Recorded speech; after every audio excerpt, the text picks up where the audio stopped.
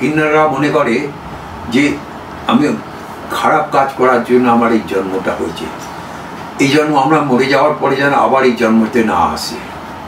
সেই জন্য কী করা হয়, রাত্রিকালে যখন সব লোক ঘুমিয়ে যায় তখন তার ডেড বডিটাকে টানতে টানতে জুতো ঝ্যাঁটা লাঠি মারতে মারতে টানতে টানতে নিয়ে এসে যেখানে তাকে দফন দেওয়া হবে সেখানে অনেকগুলো গাড্ডা খোলা হয়, তার এক একটা অংশ শরীরের কেটে কেটে সেখানে পুঁতে দেওয়া হয়। কারণ কি, সব অংশ যদি পুরো শরীর নিয়ে তাকে দফনানো হয় সে আবার সেই রূপে জন্ম নেবে। এক একটা অংশ কেটে দেওয়া হলো, তারপর সেই জন্মে আর আসতে পারবে না। প্রিয় দর্শক বন্ধুরা, হ্যালো ইন্ডিয়া বাংলা চ্যানেলে আপনাদের সবাইকে স্বাগত। আজকে আমি আপনাদের সামনে কাশীর সেই বিখ্যাত সাধু লালি বাবার প্রসঙ্গে আসব। তবে লালি বাবা শুধু কাশীরই বিখ্যাত নয়, তিনি একজন আন্তর্জাতিক খ্যাতিসম্পন্ন অঘরী সাধু। বিদেশেও ওনার আশ্রম আছে এবং যেদিনকে কাশীতে লালি বাবার সঙ্গে আমার সাক্ষাৎ হয়েছিল তার এক মাস আগেই তিনি রাশিয়া থেকে ঘুরে এসেছিলেন। লালি বাবার সঙ্গে আমার বেশ কিছু বিষয়ে কথোপকথন হয়েছিল, তার মধ্যে উল্লেখযোগ্যভাবে অর্ধনারীশ্বর বা কিন্নরদের সম্পর্কে তিনি চমকপ্রদ কিছু কথা বলেছেন। সেই সব কথা আমি আপনাদের সামনে তুলে ধরব। এছাড়াও এই কিন্নর প্রসঙ্গ ছাড়াও তিনি সাধকের কীভাবে কুলকুণ্ডলিনী শক্তি জাগ্রত হবে সেই বিষয়ে কিছু গুরুত্বপূর্ণ কথা বলেছেন। তো এইসব পুরো বিষয়টি নিয়ে আজকে আমি লালি বাবার এবারের পর্বটি আপনাদের সামনে তুলে ধরতে চলেছি। লালি বাবা ওরফে সত্যানন্দ গিরি কাশীর সেই বিখ্যাত অঘরী সাধু। একসময় তিনি এই বিরাট ত্রিশূল নিয়ে কাশীতে ঘুরে বেড়াতেন। সেই থেকে কাশীর মানুষ তাকে তৈলঙ্গ স্বামীর মতন চলন্ত শিব বলতেন। হরিশ্চন্দ্র ঘাটের কাছেই লালি বাবার সুদৃশ্য আশ্রম। কথা প্রসঙ্গে জেনেছিলাম একজন কিন্নর লালি বাবার কাছ থেকে 2-1 দিনের মধ্যে মন্ত্র দীক্ষা নেবেন। তখন আমি লালি বাবাকে প্রশ্ন করেছিলাম, কিন্নররা কি মন্ত্র দীক্ষা নিয়ে সাধনার পথে উত্তীর্ণ হতে পারে? প্রশ্নের উত্তরে লালি বাবা আমাকে যা বললেন তাতে আমি শুধু চমকিত নয়, বিস্মিত হয়েছিলাম। সেদিনের সেই কথোপকথন আমি আপনাদের সামনে তুলে ধরলাম। তো মহারাজ, আপনার সঙ্গে বেশ কিছুটা সময় কাটালাম। তো একটা জিনিস যেটা পেলাম সেটা হচ্ছে যে আপনি অঘোর সাধনার মধ্যে আপনি একটা নতুন পথ সৃষ্টি করেছেন, সাত্ত্বিক অঘোর বলে যে পথটি। আপনার এই ছাড়া কিন্তু আর একটা ইতিহাস সৃষ্টি করেছি। আগে কি হতো, আমাদের মন্দিরে বা ঘরের মন্দিরে বলো বা বড় মন্দিরে সকালে একটা প্রভাতী আরতি হয়, মঙ্গল আরতি, আর রাত্রিকালে সায়ন আরতি। এই যে গঙ্গা যমুনার যাবতীয় আরতি বলো না কেন, হরিদ্বারেও একটা আরতি হতো সন্ধ্যা আরতি। সন্ধ্যা আরতি মানে শয়ন আরতি। এখানেও সব জায়গায়, বেনারসেতেও তাই হতো। আমি দেখে দেখে আরে একটা লোক ঘুমিয়ে রয়েছে, তাকে আবার ঘুমিয়ে দিচ্ছি, ঘুম পাড়িয়ে দিচ্ছে। তাকে উঠাও, আগে উঠিয়ে তারপর তো তাকে ঘুম পাড়াতে হবে। কী করা যায়, উঠাতে গেলে তো মঙ্গল আরতি করতে হয়। তবে চিন্তা করতে করতে আমি মঙ্গল আরতি জন্ম দিলাম। I am the godfather of Mangal আরতি।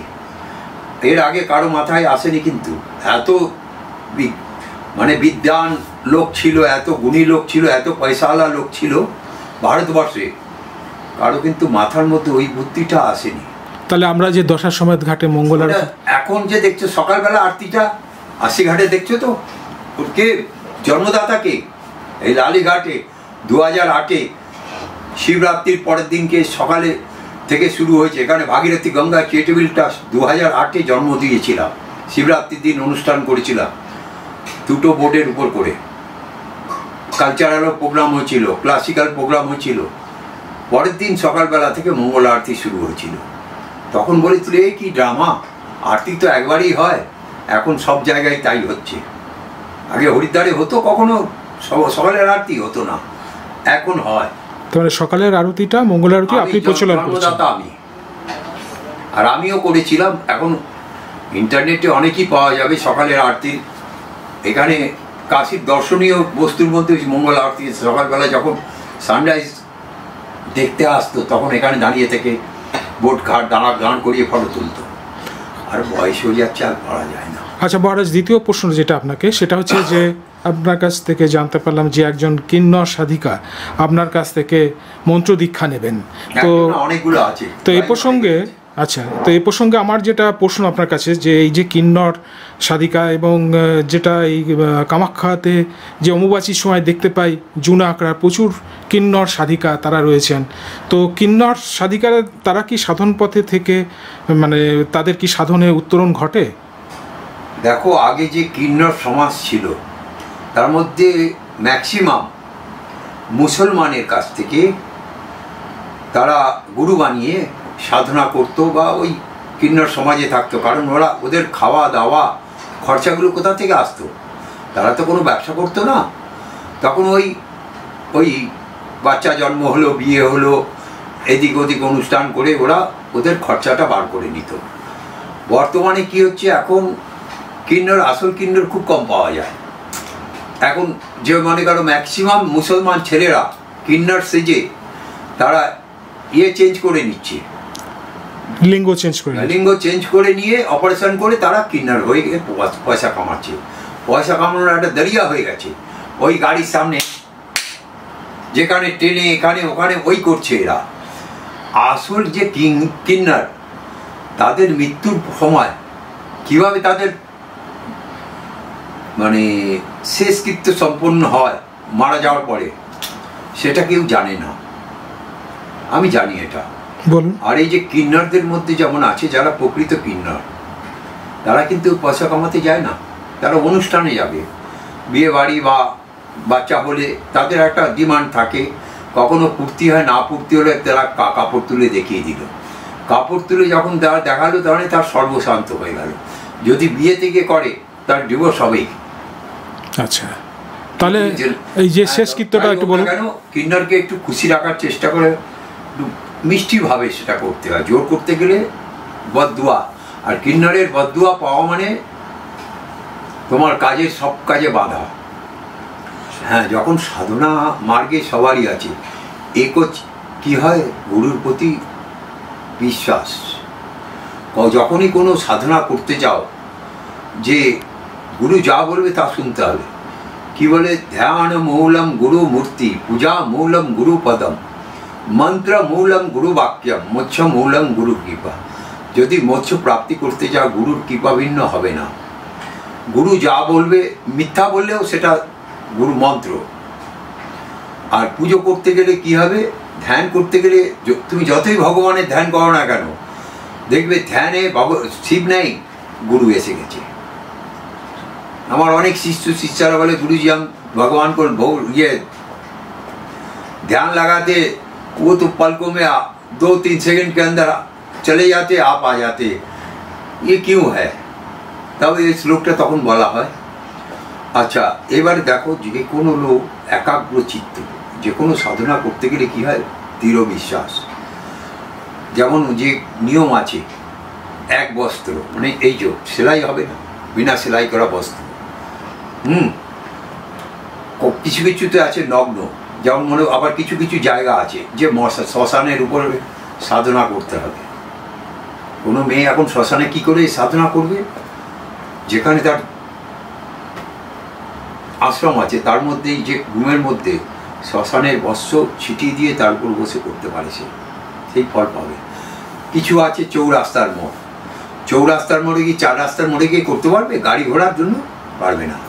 তখন কি করে, ঘরটা মাটি দিয়ে লেপে নিয়ে পূর্ব থেকে পশ্চিম দিশা, উত্তর থেকে দক্ষিণ দিশা, এই 4 আঙুল দিয়ে লাকির খিদে রেখা টেনে নেবে, এরকম করে ধরে টেনে নেবে। তো চৌরাস্তা, ওর মাঝখানে বসে সাধনাটা করো। তো চৌরাস্তা তন্ত্র হিসাবে রঙও আছে, যে যে পন্থে আছে, আর যে দেবদেবীর পুজো হচ্ছে তার একটা রং থাকে, সেই রঙের বস্ত্র ধারণ করতে হয়। নিয়ম যেমন মনে করো, কোনো মন্ত্র সিদ্ধ করতে গেলে ভোজপত্রে অষ্টগন্ধা, অষ্টগন্ধা মানে গোড়াচন, মৃগনাভি, কস্তুরী, আগার, তাগার, সিঁদুর, সফেদ চন্দন, লাল চন্দন, গঙ্গা জল, এই দিয়ে অষ্টগন্ধ হচ্ছে। এইটা পিষে চাটনি বানিয়ে নিয়ে ওই দিয়ে ভোজপত্রের উপরে যেমন সোনার শলাকা বা রূপোর শলাকা মানে তার, বা আনারে মানে ডালিমের গাছে ডান্টালটাকে কেটে বার করতে হয়, তা দিয়ে ওই ভোজপত্রের উপর সেই মন্ত্রটা লিখে সকাল থেকে মুখে জিভের নিচে চিপে রাখতে হয় মন্ত্রটাকে সিদ্ধ করার জন্য। তারপর গুরুর যেরমভাবে বলবে সেই তার গুরুর নির্দেশে সাধনা করতে হবে। তার আগে গুরুর কাছে মন্ত্র নিতে হয়। গুরু যদি ওটা সিদ্ধ করে থাকে তার শক্তিটা তুমি পাবে, নাহলে বাজার থেকে বা নিজের ইচ্ছায় যদি কিছু করে তাতে কোনো ফল নেই। যেমন এই রুমে ঢুকতে গেলে একটা চাবির দরকার হয়, দরজা খুলে লক খুলে তারপর তো ভেতরে ঢুকতে হয়। ওরম প্রত্যেক কটা মন্ত্রের চাবি থাকে, গুরু ওটাকে উৎকীলন করে দিয়ে মন্ত্রটাকে দেয় তোমাকে, তখন সেটা সাধনা করলে তুমি সিদ্ধি প্রাপ্তি হবে। আর কিন্নর ওদের দেখো যে আমি পুরুষ, আমি ওই মেয়েটাকে পটাতে হবে এই ভাবনাটা থাকবে। নারী হলে ওকে পটাতে হবে, বাই করতে হবে, ওই করতে হবে, আমার এই চাই, ঘর চাই, সোনা চাই, ছানা ছাঁদি চাই। এগুলো করতে করতে সাধনায় কি হয়, বিকৃতি আসে, পতন ঘটে। ভগবান শ্রীকৃষ্ণ বলেছে কর্ম করো, ফলের আশা ত্যাগ করো। কিন্তু এরা যে কর্ম করছে ফলের আশা তার আগে ধরে নিচ্ছে। এইবার এই অবস্থা কিন্তু তার কিন্নরের মধ্যে এটা থাকে না, যে গুরু বাক্য শুনে নিল সেটা করবে। সে জীবনও চলে গেলে তাদের এ নেই, ও করে যেতেই হবে ওকে। আর এইভাবে তারা সাধনায় সিদ্ধি লাভ করে। অনেকে অনেক কিছু আছে। আচ্ছা মহারাজ, আপনি এদের যেমন মনে করো এদের গুলো মানে এই যে অর্ধনারীশ্বর, কোনো একটা কিন্নরকে দেখে তুমি যদি বলো আরে হিজড়ে আছে, তখন সে মনে একটু আঘাত পায়। তাকে তুমি বললে অর্ধনারীশ্বর এই কথা বলে সম্বোধন করবে, তার চোখের মধ্যে একটা পাবে, উজ্জ্বলতা এসে যাবে। সে তার আত্মা প্রসন্ন হয়ে অন্তর আত্মা থেকে তোমাকে আশীর্বাদ দেবে। এটাই তোমার সবচেয়ে বড় প্রাপ্য। পয়সা দিলেও এটা পাবে না, কিন্তু এই একটা সম্বোধন। আর এরা ওই যে না নারী, কোনো মেয়ে কিন্নার হতে গেলে তার একটা অঙ্গ নেই, বা পুরুষের একটা অঙ্গ তার মধ্যে আছে। নারী পুরুষ দুটোই রয়েছে। কোনোর আবার পুরুষের মধ্যে পুরুষ অঙ্গ নেই, নারী অঙ্গ আছে। এরকম ভাবে হয়। এরা যখন মরে যায়, মানে এরা কিন্নাররা মনে করে যে আমি খারাপ কাজ করার জন্য আমার এই জন্মটা হয়েছে, এই জন্ম আমরা মরে যাওয়ার পরে যেন আবার এই জন্মতে না আসে। সেই জন্য কি করা হয়, রাত্রিকালে যখন সব লোক ঘুমিয়ে যায় তখন তার ডেড বডিটাকে টানতে টানতে জুতো ঝ্যাঁটা লাঠি মারতে মারতে টানতে টানতে নিয়ে এসে যেখানে তাকে দফন দেওয়া হবে সেখানে অনেকগুলো গাড্ডা খোলা হয়। তার এক একটা অংশ শরীরের কেটে কেটে সেখানে পুঁতে দেওয়া হয়। কারণ কি, সব অংশ যদি পুরো শরীর নিয়ে তাকে দফনানো হয়, সে আবার সেই রূপে জন্ম নেবে। এক একটা অংশ কেটে দেওয়া হলো, তারপর সেই জন্মে আর আসতে পারবে না। আচ্ছা, তাহলে এইটা হচ্ছে ব্যাপার। এই হচ্ছে মহারাজ, আপনি বলছিলেন যে আপনার কাছে কোনো ভক্ত এলে পরে তার কুলকুণ্ডলিনীর শক্তি আপনি জাগ্রত করে দেন, এই ব্যাপারটা একটুখানি বলুন।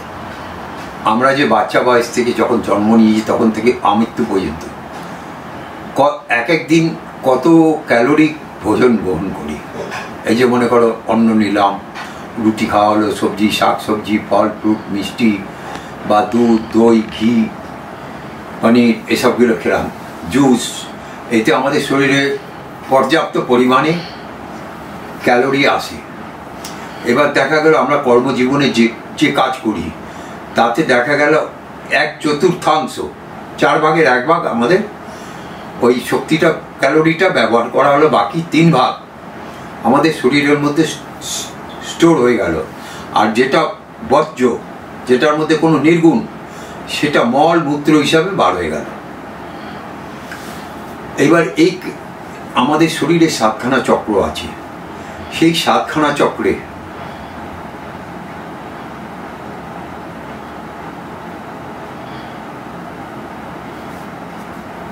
এই 7খানা চক্রে সহস্রদ্বার থেকে মূলাধার চক্র পর্যন্ত 7খানা চক্রতে এই শক্তিগুলো সঞ্চয় হয়ে থাকে।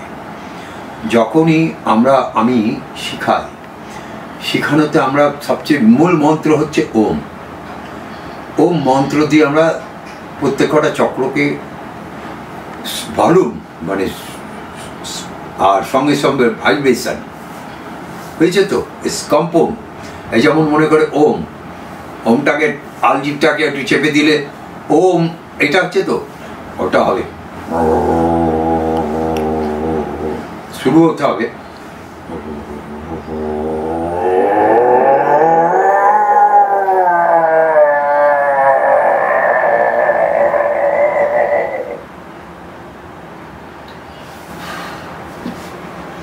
এই যে 7খানা চক্রের মধ্যে এই 5খানা চক্রকে একটা এইভাবে যাওয়া হচ্ছে নিচে, ভলিউম 1 থেকে ভলিউম 10 পর্যন্ত। দ্বিতীয়টা হচ্ছে ভলিউম 10 থেকে আবার ভলিউম 1 পর্যন্ত। তৃতীয়টা হবে ভলিউম 10 থেকে 1, আবার 1 থেকে আবার 10 যাবে, যে ভাইব্রেশন ব্রেনটাকে। চতুর্থ হবে আমাদের হার্ট ট্রান্সপারেন্ট, রেন্টাল হাউস, আর এটা অরিজিনাল হার্ট প্লেস। রেন্টাল হাউসে যাবে আবার ফেরত আসবে। পঞ্চমটা হচ্ছে এই যে ব্রহ্মতালুকে খুলে দিতে হবে, ওম ফট স্বাহা। এই 3টে মন্ত্র দিয়ে আমাদের এটা চক্র খোলা হয়। আর এখন তো অনেকে আছে গাং গাং গিং গুং গুং গোম ইত্যাদি ইত্যাদি বহুত কিছু শেখানো হয়। দেখা গেল এইসব শিক্ষা লাভ করার পরে দেখা গেল সে 3 মাস ঘুমোতে পারছে না। কোনো পুরুষ মানুষ হলে তার 3টে মেয়ে মানুষ দরকার, কোনো মেয়ে মানুষ হলে তার 3টে পুরুষ মানুষ দরকার, কারণ যৌন শক্তি তাদের বৃদ্ধি হয়ে যায়।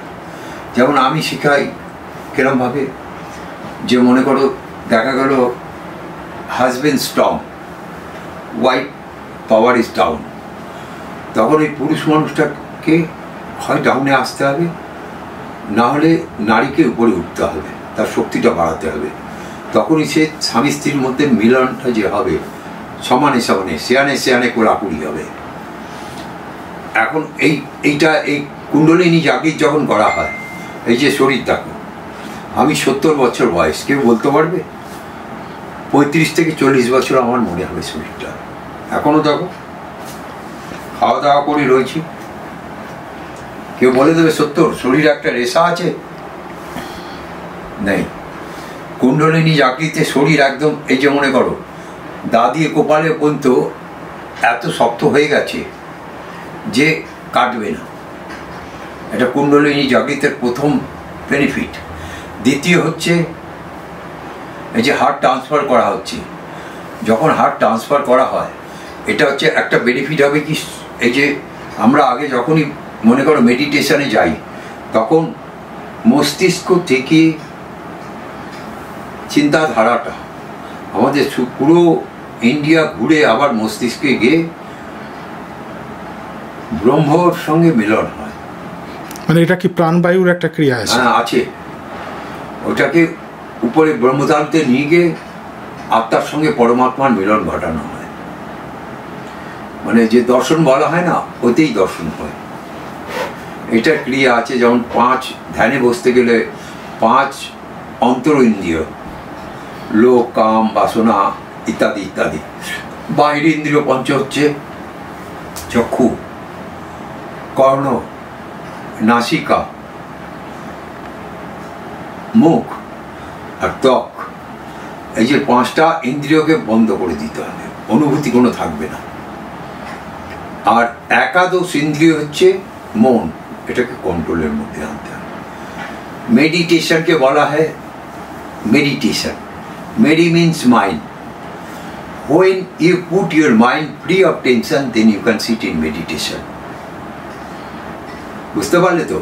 এইবার হচ্ছে যখন কুণ্ডলিনী প্র্যাকটিস হচ্ছে, ম্যাক্সিমাম দেখা গেল যে ডিপ্রেশনে চলে যায়। আজকাল প্রেম ঘটিত ব্যাপারে ছেলে বলো মেয়ে বলো সবসময় আত্মহত্যা করতে চায় বারবার। কারণ কি, সে তার বহুমূল্য সম্পত্তি হারিয়ে ফেলেছে, তার আর বাঁচার এ নেই। কিন্তু এই কুণ্ডলিনী জাগৃত করলে সে কিন্তু ওপেন মাইন্ড হয়েছে, মাইন্ড যে লক হয়ে রয়েছে, ডিপ্রেশন সরে যাবে মাইন্ড থেকে। এইবার দেখো কি কি লাভ আছে। হার্ট অ্যাটাক হবে না, এই যে 20 লাখ টাকা খরচা হয় না হার্ট অ্যাটাকে, সেটা জীবনে কখনো হবে না। মনে করো গাড়ি ড্রাইভ করছো, দেখা গেল সামনে দিয়ে একটা গাড়ি আসছে, ওই বা একটা এমন নিউজ পেলে সঙ্গে হার্ট অ্যাটাক হয়ে গেল, তোমার শেয়ার মার্কেট একদম ডাউন হয়ে গেছে, হ্যাঁ হার্ট অ্যাটাক। তখন কি হবে, হার্ট পালসটা রেন্টাল হাউসে চলে যাবে, তোমাকে সেভ করে দেবে। যে ঘুমোতে পারে না, এই প্র্যাকটিস করার পরে তার বিনা ট্যাবলেটে ঘুমোবে নির্ভয়। আচ্ছা, শরীর শক্ত হবে, মজবুত হবে, মেয়েদের স্তন যুগলো মজবুত হয়ে যাবে। শরীর হয়ে গেলে তার যে ঢিলেপন বা আবার চর্বিও গলে যাবে সঙ্গে সঙ্গে প্র্যাকটিসের উপরে। যে ফ্যাট, এক্সট্রা ফ্যাট আছে সব গলে বাড়ে যাবে। এইবারে খাওয়া, যে কারো খেতে ইচ্ছা হয় না, 4 গুণা খাবে, 4 গুণ খাবার বেড়ে যাবে। যদি 2 বার খায় 4 বার খাবে ও। এইবার হচ্ছে এই যে যখন ভাইব্রেশন করা হচ্ছে ব্রেনে, তখন এই লক ব্রেনটা ওপেন হয়ে যাবে, মেমোরি পাওয়ার বেড়ে যাবে। যেমন মোবাইলের মেমোরি পাওয়ার থাকে না, যে 128 GB বা 68 GB, 68 GB ব্লক হয়ে গেলে কি হয় বলে, সব পড়াশোনা করলে বলে আমি কিছু বুঝতে পারছি না, কি হচ্ছে বুঝতে পারছি না, সব কিছু মাথার উপর দিয়ে চলে যাচ্ছে। মাথার উপর তোমার মেমোরি পাওয়ার ফুল হয়ে গেলে কি হবে, মাথার উপর দিয়ে যাবে না, ওই মেমোরি পাওয়ার কিন্তু আবার বেড়ে যাবে এটা প্র্যাকটিস করলে। আর ওই স্বামী স্ত্রীর মধ্যে যেটা বললাম, কাম শক্তিটা কম বেশি থাকা, যেটা ব্যালেন্স করতে পারবে। কিন্তু কতগুলো নিয়ম আছে তার।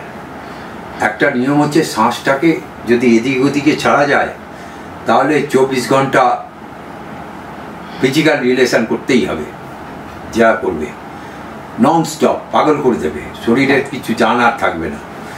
আর সব সময় নিজেকে যে শক্তিটা যেটা আছে, সেটাকে আবার তার নিজস্ব জায়গায় দিতে গেলে সেটা হার্টের উপরে প্রশ্বাসটা ছাড়তে হবে। আর এর আমি মাস্টার ব্লাস্টার।